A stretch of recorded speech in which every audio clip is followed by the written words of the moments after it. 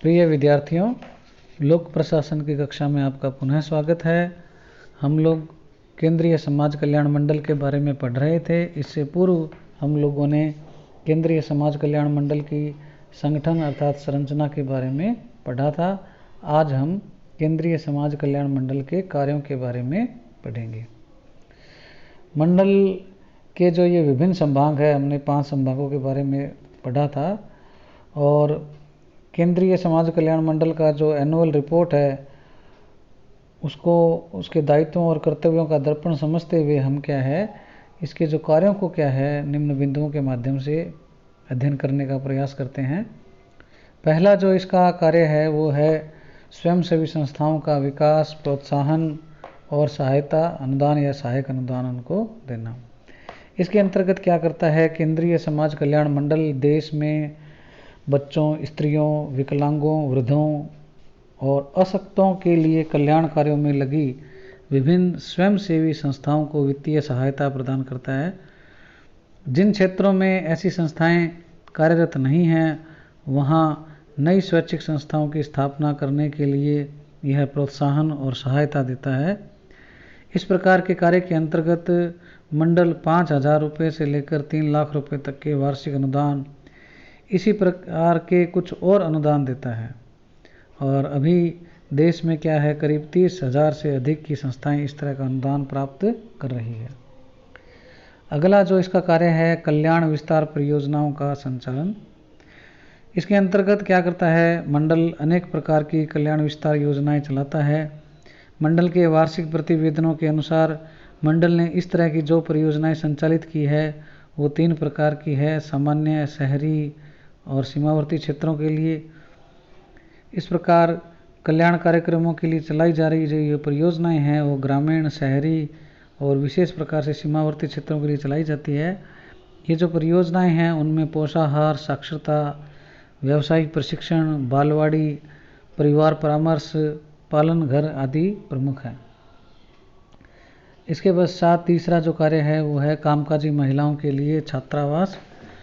केंद्रीय समाज कल्याण मंडल देश के विभिन्न भागों में इस तरह के विभिन्न छात्रावासों अर्थात हॉस्टलों का निर्माण कर चुका है।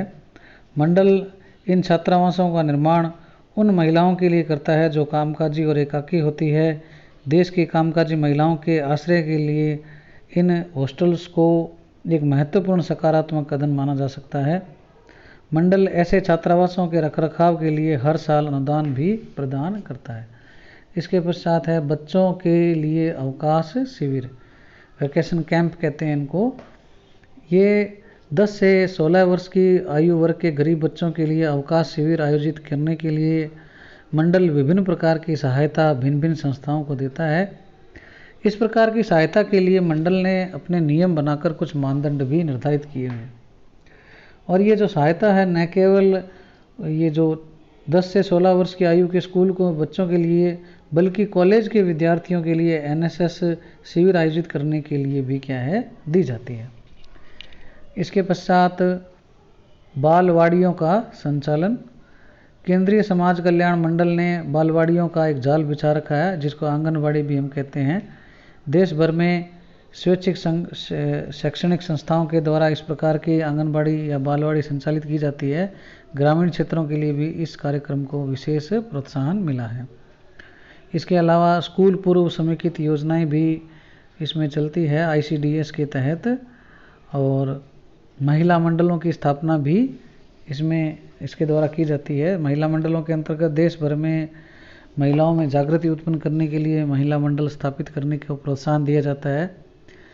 महिला मंडल स्थापित करने के लिए केंद्रीय समाज कल्याण मंडल जो खर्च लगता है उसका 75% हिस्सा सहायता के रूप में देता है। इसके अलावा बच्चों के लिए बालवाड़ियाँ और महिलाओं के लिए शिल्प गतिविधियाँ, सामाजिक शिक्षण व प्रसूति सुविधाएं जो हैं वो भी प्रदान की जाती है।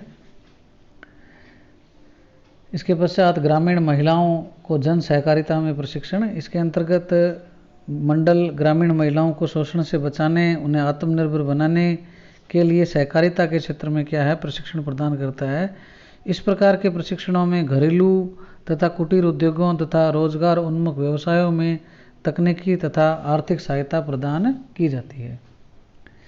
इसके पश्चात अगला जो कार्यक्रम है वो है पूरक पोषाहार कार्यक्रम।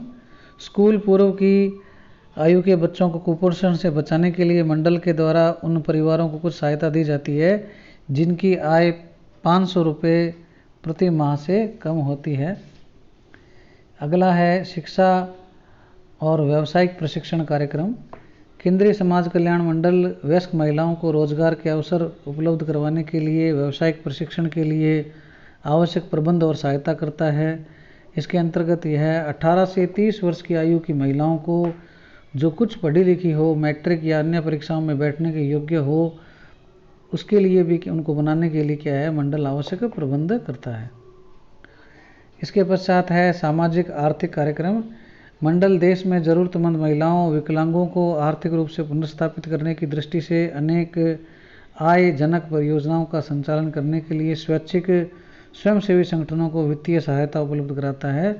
मंडल इन स्वयंसेवी संस्थाओं से यह अपेक्षा करता है कि वे लघु उद्योग या बड़ी औद्योगिक इकाइयों या हस्तशिल्प, हस्तकरघा या डेयरी विकास से संबंधित स्वरोजगार की परियोजनाएं चलाते हुए इन महिलाओं और विकलांगों को आर्थिक रूप से आत्मनिर्भर बनाने का प्रयत्न करेगी। इसके पश्चात सीमावर्ती क्षेत्रों के लिए कल्याण परियोजनाएं हैं। केंद्रीय समाज कल्याण मंडल के द्वारा भारत के ग्रामीण और शहरी क्षेत्रों में एकीकृत विकास तथा कल्याण की विभिन्न परियोजनाएं संचालित की जाती है जो बॉर्डर एरिया में है उनके लिए। इन परियोजनाओं में जो सीमावर्ती जो गांव हैं उन लोगों के रहन सहन, शिक्षा, व्यवसाय, संचार तथा परिवहन व्यवस्था जो है उसमें सुधार के प्रयासों के अलावा सांप्रदायिक सौहार्द बढ़ाने वाले क्या है, कैंप आयोजित किए जाते हैं। इसके पश्चात परिवार परामर्श तथा नवाचार कार्यक्रम भी ये करता है। इसके अंतर्गत बोर्ड क्या करता है, सामाजिक परिवर्तन तथा विघटन के वर्तमान युग में छिन्न भिन्न पारिवारिक व्यवस्था को संबल प्रदान करने के लिए मंडल स्वयं के स्तर पर तथा स्वयंसेवी संगठनों के माध्यम से पारिवारिक कलह, संघर्ष, अलगाव तथा अन्य समस्याओं के निराकरण हेतु परामर्श प्रदान करता है। इसके अलावा विधवाओं, तलाकशुदा तथा निराश्रित महिलाओं के उत्थान हेतु कई प्रकार के नूतन कार्यक्रम भी संचालित करता है। मंडल द्वारा तिहाड़ जेल की महिला कैदियों के लिए नई दिशा तथा मथुरा और वृंदावन में रह रही विधवा महिलाओं के सामाजिक पुनरुद्धार की परियोजनाएं भी संचालित की जा रही है। इसके पश्चात अगला है अनुसंधान और मूल्यांकन। केंद्रीय समाज कल्याण मंडल न केवल कल्याणकारी कार्यों का निष्पादन करवाता है अपितु इसकी आर्थिक सहायता से चलाए जा रहे कार्यक्रमों का मूल्यांकन करने के लिए अनुसंधान और अध्ययन भी आयोजित करवाता है। देश में आर्थिक सामाजिक कार्यक्रमों जैसे महिला मंडलों तथा अन्य परियोजनाओं का कार्यक्रम कैसा हो, उनके कामकाज के बारे में लोक लेखा जो समिति उसने क्या टिप्पणी की है, इन सब बातों के आधार पर श्रेष्ठ क्रियान्वयन के लिए यह क्या है, एक बेस तैयार भी करता है।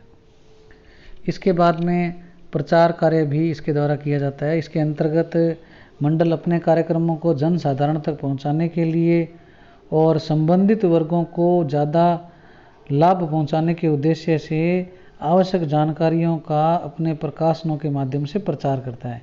हिंदी की पत्रिका समाज कल्याण और अंग्रेजी की पत्रिका वेलफेयर के प्रकाशन के अलावा मंडल समय समय पर सेमिनार, सम्मेलन और बैठकें भी करवाता है। इन समस्त माध्यमों से मंडल का प्रयत्न यह होता है कि देश के लोग मंडल द्वारा चलाए जा रहे कार्यक्रमों, परियोजनाओं और तत्संबंधी लाभ से परिचित होकर उनका ज़्यादा से ज़्यादा उपयोग कर सके। इसके अलावा कुछ अन्य कार्य भी हैं, जैसे केंद्रीय समाज कल्याण मंडल भारत सरकार द्वारा विकास के लिए चलाए जा रहे 20 सूत्री कार्यक्रमों का अध्ययन करवाता है तथा देश के प्राकृतिक आपदाओं से पीड़ित लोगों की सहायता भी करता है।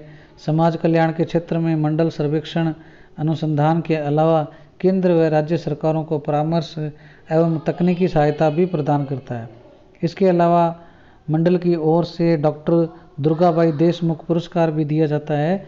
यह पुरस्कार ऐसे स्वैच्छिक संगठनों को दिया जाता है जिन्होंने महिलाओं के विकास और महिला सशक्तिकरण के क्षेत्र में उल्लेखनीय कार्य किया है।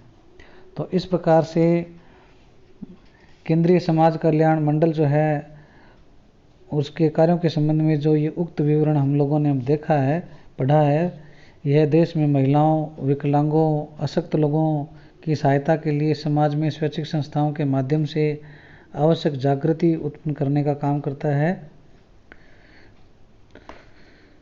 इसके मामले में हम थोड़ा सुझाव भी दे सकते हैं कि मंडल की संगठनात्मक संरचना का पुनर्गठन किया जाना चाहिए, जिससे अपने कल्याणकारी कार्यक्रमों की प्लानिंग के लिए मंडल को तकनीकी विशेषज्ञों की सहायता या सेवाएं लेनी चाहिए, जिससे क्या है कार्यक्रमों का ज़्यादा व्यवहारिक प्लानिंग और क्रियान्वयन संभव हो सके।